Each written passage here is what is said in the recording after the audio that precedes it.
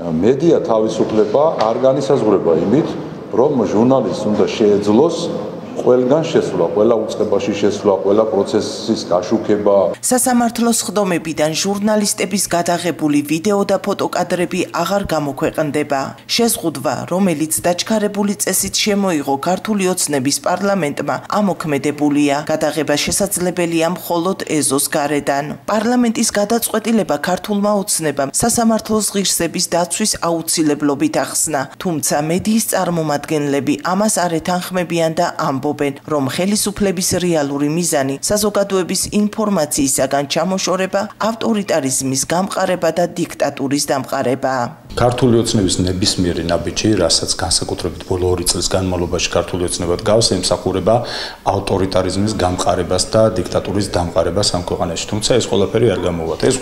ეს კანონიც მათ შორის ემსახურება გამჭვირვალობის შეზღუდვას, ჟურნალისტების, ზოგადად მედია საქმიანობის შეზღუდვას, რაც მთლიანად პოლიტიკურ პროცესსაც აფერხებს, საზოგადოებაში უნდობლობას და მთლიანად, ასე ვთქვათ, ინსტიტუციების ჩამოსვლას და ინსტიტუციების რღვევას. ჟურნალისტები აღნიშნავენ, რომ წლების განმავლობაში სწორედ კადრებმა და დარბაზიდან გადაღებულმა ვიდეოებმა გახადა საზოგადოებისთვის ხილული სასამართლო პროცესების ბევრი საეჭვო დეტალი. ქართული ოცნების ეს გადაწყვეტილება ფაქტობრივად აუქმებს საჯარაობის პრინციპს. ქართული ოცნება ზედიზედ იღებს უკვე კანონებს, რომელიც ზღუდავს სიტყვის თავისუფლებას ქვეყანაში, მაგალითისთვის რომ ავიღოთ სასამართლოში გადაღება მედიის წარმომადგენლებისთვის იქნება დაუშვებელი. ისინი ცდილობენ ჩაახშონ სიტყვის თავისუფლება ქვეყანაში.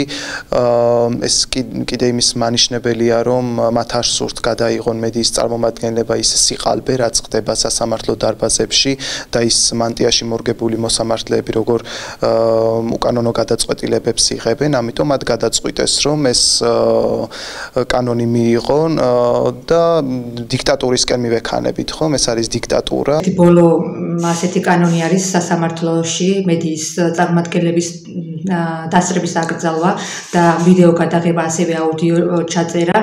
ეს ნიშნავს იმას, რომ უბრალოდ საზოგადოება დარჩება ინფორმაციულ ვაკუუმში, რა ხდება სასამართლო დარბაზებში და მეთანხმებით ალბათ, რომ ეს ყველაფერი მიუთითებს იმაზე, რომ უფრო და უფრო დავიწროვდება წრე და უფრო დავიწროვდება ის სფერო, საიდანაც ადამიანი იღებს ინფორმაციას, რა ხდება მის ქვეყანაში. ვერ გავაშუქებთ სასამართლოს, ვერ გავაშუქებთ შემდეგი ნაბიჯი, ალბათ იქნება საპარლამენტო ხდომები, საკრებულოს ხდომები და ასე შემდეგ. არ ვიცი ესე იქნება თუ არა, მაგრამ არ არის გამორიცხული ნამდვილად, იმიტომ რომ ყოველდღიურ რეჟიმში ჩვენ ხედავთ როგორ იღებს დაჩქარებული წესით ხელისუფლება ამ რეპრესიულ კანონებს. 2025 წლის 28 ივნისს საქართველოს საკანონმდებლო მაცნეზე გამოქვეყნდა და შესაბამისად ძალაში შევიდა ქართული ოცნების პარლამენტის მიერ დაჩქარებული წესით მიღებული ახალი ცვლილებები, რომლის მიხედვითაც იზღუდება გადაღება სასამართლოში, სასამართლოს შენობაში, სასამართლოს ხდომის დარბაზში, სასამართლოს ეზოში. გადაღების უფლებამოსილება ენიჭება მხოლოდ სასამართლოს